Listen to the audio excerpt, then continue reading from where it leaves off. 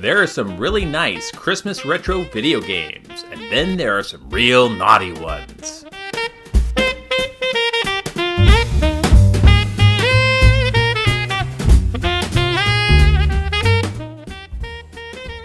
Eight-bit joystick. I just left the North Pole, where I found a strange elf labor camp that was turning out a lot of holiday toys. The elf workers there were a little unhappy that the jolly rotund red management wasn't recognizing their elf union, so they hooked me up with 6 Christmas time appropriate retro video games. Some of them are very naughty, some of them are very nice. My elf friends in the United Yule Amusement Workers and Service Employees at the North Pole tipped me off to some holiday video games for you to play this holiday season. I have to take their word for it because I'm Jewish and there are a grand total of 0 Hanukkah video games, but such is life. Now, on to the games. Christmas Nights into Dreams, 1996 by Sega. Christmas Nights into Dreams was originally made as a promotional sampler disc that was given out for free and included with mini magazines around the world in 1996. You see, kids, back in the day, there were these things called demo CDs that were included with magazines. This was before you could download demos of games to video game consoles. It was released on disc for the Sega Saturn, but it was included as an unlockable with the PlayStation 3, Xbox 360, PC, and Japanese PS2 re-releases of Nights into Dreams. It is both a demo of Nights into Dreams and also an expansion pack with some new graphics, music, and a remixed level. It takes place after the events of Nights into Dreams. The story takes place during Christmas times if you set the clock on your Sega Saturn to the weeks around Christmas. After selecting Elliot or Clarice, you play through a remixed version of the Spring Valley level. The original version is available if you play it outside of the month of December. There is only one level, but if you play through it, you have a chance to match tiles and unlock a number of graphics, animations, a karaoke mode, and even Sonic the Hedgehog into Dreams, a mode where you can play as Sonic the Hedgehog and run around the level. I especially like the a cappella version of the Nights theme at the Game Over credits. Christmas Nights is short but well done. If you have a Sega Saturn, see if you can find a copy. I also wholeheartedly encourage you to get a copy of Nights into Dreams while you still can for either the PlayStation 3 or the Xbox 360. Buy it and download it before the stores go away. Luckily, the Xbox 360 version will play on an Xbox One and Xbox Series system, and the PC version is still on sale on Steam. You will need to use a PC to add money to your PlayStation PSN wallet if you want to get the PlayStation 3 version. That's the version that I'm showing off here. This is the game that inspired this video. It is genuinely heartwarming and a lot of fun. It's a little short because it's only one level, but you really get the feeling that this was a Christmas gift from Sega and Sonic Team to their fans. This is a very, very nice game, and it sets the bar pretty high for what a Christmas game should be. The Grinch for Gameboy Color, 2000, by Konami Nagoya. I'm sure that the team of developers at Konami Nagoya had joined the company and wanted to make games like Metal Gear, and then when they got their assignment from their producers, they found out that they were going to make a Game Boy Color game made on a Western licensed property that they probably didn't think too much of, and they probably had a little bit of disappointment. Then they went out drinking and thought about it and said, "Screw it, let's make a Metal Gear game with this Grinch property." Then they put together their design documents and submitted it, and were a little shocked that their Metal Gear-inspired Grinch gameplay concept was approved. There was a series of mediocre games made to capitalize on the 2000 Grinch movie starring Jim Carrey, while the Dreamcast, PC, and PlayStation versions were panned.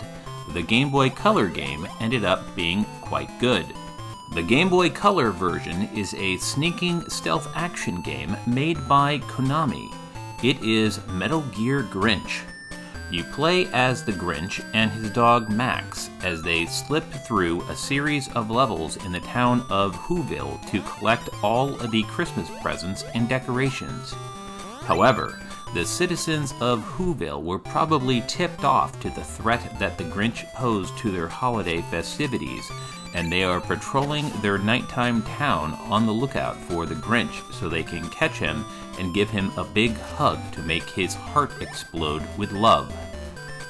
The Grinch can get down and crawl on his belly like Solid Snake and temporarily stun a Whoville sentry in an attempt to get away when discovered. The graphics are cute and the entire game is pretty well done. I'm not gonna lie, this is actually a pretty good game. I just added it to a wish list of games to get at my local independent retro video game store. The Grinch himself is quite naughty, however, this Game Boy Color game is quite nice. Daze Before Christmas from 1994 by Funcom and Sunsoft. My friend Dave in Japan is from New Zealand and recommended that I try Daze Before Christmas for the Sega Mega Drive. It was created by Norwegian development house Funcom and only released in Australia and New Zealand for the Sega Mega Drive and Super Nintendo, but it was published by Sunsoft. It is quite the stereotypical Euro platformer, where there is a huge level and you have to run around while collecting items. You play as Santa Claus, who has to run and collect all the presents that were stolen by an evil rat king. Santa can shoot magical ice blasts from his fingers, because of course he can, to take down the rat army that wears clothes and walks around. And he can release captured elves from presents.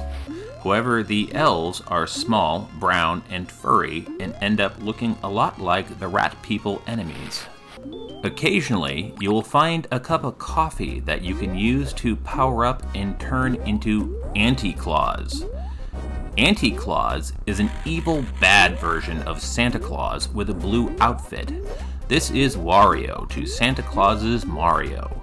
You can't shoot your iced blasts, but you can be very powerful and attack enemies by smacking them with your big bag of toys. You also can't pick up toys when you are in evil Anti-Claus mode. This is a surprisingly very well put together game. The Mega Drive version shown here allegedly runs a little bit smoother than the Super Nintendo version, but the Super Nintendo version is also quite decent. Of all the games on this list, this is the closest to a hidden gem. It is both quite good and mostly unknown outside of Australia and New Zealand. A North American release was planned at one point, but it was abandoned, probably because of American gamers' tendency to be focused on the next generation of video games, in this case the Sega 32X and Sega Saturn. Now, this game was definitely designed for PAL systems, and Santa can run around pretty fast, but it's not faster than the game developers had intended when I played this in my emulator to capture the footage. And when I loaded the game up in my Sega Genesis using my Mega SD, it worked fine and played about the same speed. My Mega SD apparently did a region fix, but I don't know if this actually affects how the game is played back. The Norwegian developers might have actually put in an NTSC 60Hz mode with the anticipation of the game being released in North America, which unfortunately it never was. So I don't know if an original cartridge would run too fast on an NTSC 60Hz US Sega Genesis system, but it played just fine off my Mega SD and in my emulators. My Retron 3 HD clone system has a PAL mode switch on the bottom of the console. An original PAL cartridge is ridiculously expensive, but there seem to be quite a lot of China-made bootlegs out there that should play just fine. Personally, I would love to see this game included on a cartridge for the Evercade. Sunsoft has already published for the Evercade, and considering that the system is also quite popular in Europe and with retro collectors that are into obscure games, this would be an excellent inclusion on a future Evercade cartridge. The graphics are well done, the music is catchy, and the gameplay is decent. This is an honest-to-God, really good hidden gem that most gamers outside of Australia probably have no idea about. It is very, very nice, and it was quite a good holiday present to get a tip-off from my Kiwi friends to check out this gem of a hidden holiday game. Dead Rising 4: Frank's Big Package, late 2016 by Capcom. So, the PlayStation 4 is now 10 years old, and they have discontinued making PlayStation 4 hardware, so we are in a gray area between considering the PlayStation 4 a current system or a retro system. It is still getting new games, and you can play PlayStation 4 games on the PlayStation 5. Same deal with the Xbox One and the Xbox Series S and X. For me, the original Dead Rising was a killer app and convinced me to buy an Xbox 360 back in the day, no pun intended. In many ways, Dead Rising 4 is a direct sequel to the first Dead Rising game. It stars our favorite zombie-killing reporter, Frank West, returning to the original Willamette Mall to fight yet more hordes of zombies and uncover the truth.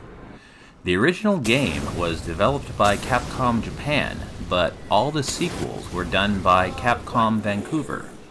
Unfortunately, Capcom shut down the Vancouver studio after making this game, so this is their final release.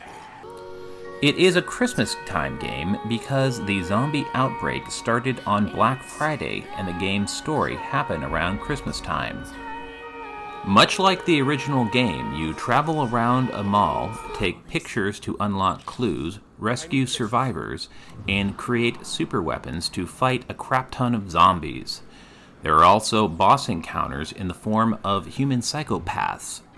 This version has a unique Capcom Heroes mode where you can pick up icons to give Frank temporary power-ups based on various Capcom heroes from Darkstalkers, Mega Man, Street Fighter, and others. After the original Dead Rising game, Capcom was actually sued by the movie studio behind Dawn of the Dead, but the judge sided with Capcom because they didn't think Dead Rising had the comments on consumerism as Dawn of the Dead did. Which strikes me as funny because apparently I don't think the judge played enough of Dead Rising because it absolutely does that. Dead Rising 4 goes back and treads over some of the same ground as the previous games creatively, but also quite literally. And I really like that it did that because the previous Dead Rising games were quite good, so it's a good choice in my book. They got rid of the much-loathed timer mechanic as the previous Dead Rising games, and now you have as much time as you want to explore the giant insane sandbox of a zombie-infested mall and beat a ton of zombies in a ton of twisted ways. Which, if you come down to it, is really what the spirit of the season is all about. I feel a little guilty that I didn't get into Dead Rising 4 when it was new, and I feel bad that the studio went out of business afterwards. You can probably get a copy of it pretty cheap these days, either on the PlayStation 4 or the Xbox One or even the PC. By the way, the Capcom Heroes mode is DLC, so you might want to keep that in mind if you're going to buy a used copy of the game. I feel a little naughty enjoying such a violent game in the festive holiday season, but you know what? It's pretty nice, and it makes me pretty merry and jolly. ClayFighter Sculptor's Cut, 1998. Well, the first two games of the ClayFighter series were on the 16-bit Sega Genesis and Super Nintendo and are generally well regarded. The third iteration was on the Nintendo 64 and sort of wore out its welcome. This continues the premise that it was an attempt to make a Mortal Kombat clone but used stop-motion animated clay instead of recording people. The big bad guy in this game is none other than Sumo Santa Claus, who apparently has a beef with Bad Mr. Frosty, the snowman character. Technically, that makes this a Christmas game. ClayFighter 63 1/3 had a title that's a reference to the tendency for N64 games to have the 64 number in their title, which is very similar to how many Super Nintendo games have Super slapped in front of their title. By the way, TOTL Total Games in Portland, Oregon made the conscious decision to go with a naming category that will completely ignore the Super prefix on Super Nintendo games. So, Super Ghouls and Ghosts will be under G for Ghouls and Ghosts. I agree with this decision because if you don't, then the S section just gets overloaded. That was a fun distraction, but unfortunately now I have to get back to the subject at hand and talk about ClayFighter Sculptor's Cut. ClayFighter 1 and 2 are okay. However, ClayFighter's developers added over-the-top, immature, and raunchy adult humor and potentially offensive racial stereotypes mixed with really repetitive voice samples that you hear over and over again while playing the game. ClayFighter's Sculptor's Cut is an updated version of ClayFighter 63 1/3, but it was exclusively released as a rental at Blockbuster Video. Thus, it had a ridiculously low print run and now commands an insane price for legitimate copies. It also makes me glad that I have an EverDrive 64 so I can play it on original hardware without having to pay four figures for it. ClayFighter Sculptor's Cut commits the biggest sin a fighting game can do. The controls are not good, and if the controls are not good, then it's not fun to play. And if it's not fun to play, then what's the point? It is a very Nintendo 64 looking game, and it's not the worst looking game on the system, not by a long shot. However, all the time that I was recording this footage, it made me wish I was playing Killer Instinct on N64 instead, which is about 1,000 times better. ClayFighter 63 1/3 is a strange curiosity, and it is very 90s. You should only play it if you are thoroughly warned that it's not very good, but if you're ready for that, then Godspeed. There is no way on God's green earth that a physical copy of ClayFighter Sculptor's Cut should be worth $1,000. It is a very naughty game, and it actually plays like a video game that is finished and was actually made by people who actually knew how to make a video game. Which is a lot more that I can say for the next game in this video. Elf Bowling 1 and 2 from 1996. I had this game suggested to me, and it wasn't on my radar, but my god. Just what exactly was Nintendo thinking when they approved this horrible excuse for a game? Normally, when it comes to reviewing a game, I try not to be too incredibly critical, and I understand that a lot of, quote, bad classic video games were bad because they were a result of the game's development team getting less money or time to make a good game or faced impossible technical odds with limited hardware. There's no reason for a game being this bad to actually be published on the Nintendo Game Boy Advance and the Nintendo DS. Nintendo is supposed to have better quality control, and they used to pride themselves on the Nintendo seal of approval to say, in a way, that they were not Atari and that they were going to prevent a second video game crash by requiring developers to make quality software for their video game platforms. This is not the case when it comes to this game. Nintendo should have stopped them from being able to publish it on their systems. So originally this game was developed for Windows PCs as a tiny executable. It was a promotional stunt that was meant to be emailed around. It's basically shareware that was turned into shovelware. Elf Bowling is a barely interactive one-button game where you click a button to control the timing of Santa Claus, who is rolling a bowling ball at a set of pins who are elf workers and who say annoying and sarcastic things. It is cringy, juvenile, and sort of full of 90s boomer humor. Elf Bowling 2 is a shuffleboard game, but with elves that you pull on their underwear to sling them across the shuffleboard board. There is actually a computer opponent or a two-player option. Elf Bowling 1 is an entirely a one-person affair.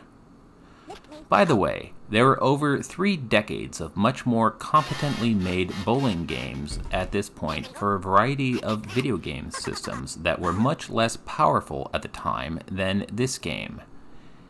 This game is not bad because it's old software, it's bad because it is bad. This resembles poorly made web browser flash games from around 1999 or really bad Java cell phone games from around the same era. It is really shocking that some greedy video game publisher actually paid for this to be ported to the Nintendo Game Boy Advance and Nintendo DS and actually unleashed it on unsuspecting consumers that were actually expecting to get something good. These are cringy and horrific, and I would not pay more than $2 for a copy of this game. It's not even so bad that it's good in an amusing way, it's just bad. This game is so naughty that I suggest that you take a lump of coal and put it in your stocking and sling it in the general directions of the publishers that actually thought it was acceptable to actually ask people to pay money for this monstrosity. I am not done with the holly jolly video game amusement, and I will have another video with more Christmas adjacent games in 2 weeks. So until then, make sure that you like this video, subscribe to this channel so you don't miss that upcoming holiday video games video, and ring the bell so you get notified when a new video drops. Happy holidays and Hag Sameach. This is 8-Bit Joystick. Stay awesome, play retro.